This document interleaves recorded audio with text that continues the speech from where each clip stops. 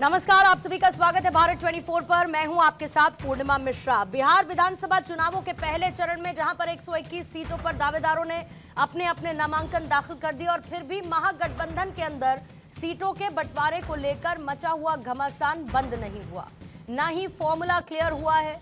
जो लोग हर दिन टीवी पर आकर प्रचार कर रहे हैं, दावा ये कर रहे हैं कि महागठबंधन के अंदर सब कुछ ठीक है, आज मानो ऐसा लगता है कि वो एक दूसरे के खिलाफ खड़े हैं, क्योंकि आरजेडी ना तो कांग्रेस को अपने पाले में ला पाई है, ना ही मुकेश सहनी के साथ चलने के लिए मना पाई है।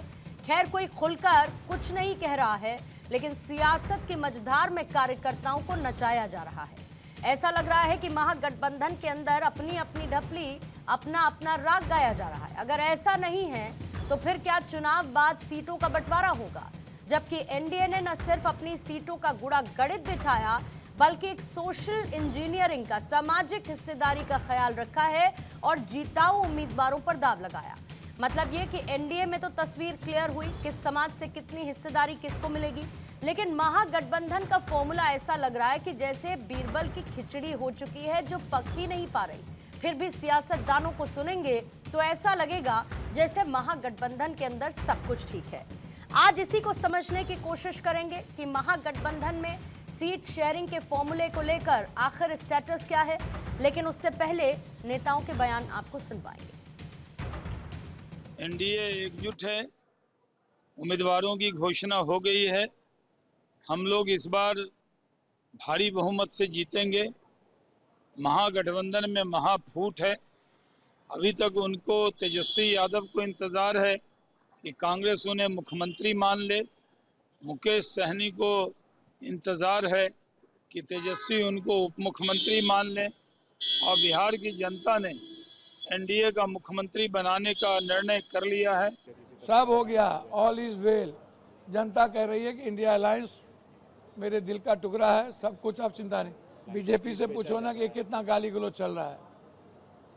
अमित शाह से पूछो कि क्या हुआ हनुमान का, क्या हश्र हुआ।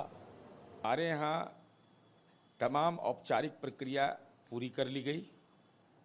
महागठबंधन में कोई नेता नहीं है, और जब ड्राइवर ही बन गए राहुल गांधी के तेजस्वी जी, तो स्वीकार करिए, राहुल शरणम गच्छामि, कोई दूसरा रास्ता नहीं आपके पास है। कहीं किसी ने कोई सवाल नहीं खड़े किए हैं। सब लोगों ने मिल बैठ करके तय किया है महागठबंधन में कि हम एकजुट होकर 243 सीटों पर महागठबंधन के उम्मीदवार चुनाव लड़ रहे हैं। ये तो हमारे लिए अच्छी बात है। एनडीए में तो सब लोग सवाल खड़े कर रहे थे, तो कह रहे थे आदरणीय मांझी जी, नुकसान होगा एनडीए को, हमें उचित सम्मान नहीं मिला। आदरणीय उपेंद्र कुशवाहा जी कह रहे थे कि कुछ भी ठीक नहीं है। तो आज की दहाड़ शुरू करने से पहले आइए उन सवालों का रुख करती हूं जिसके इर्द गिर्द रहेगी आज की चर्चा। पहला सवाल यही कि बिहार जंग में जातीय समीकरण कितना सधा है? महागठबंधन में मतभेद कब तक होगा कलेश? न सीटों का पता न बटा, आखिर क्या चल रहा? बंटवारे में ठनी, विरोध में पार्टियां एकला चली, हर तीसरा प्रत्याशी फॉरवर्ड, एनडीए का वोट फिक्स।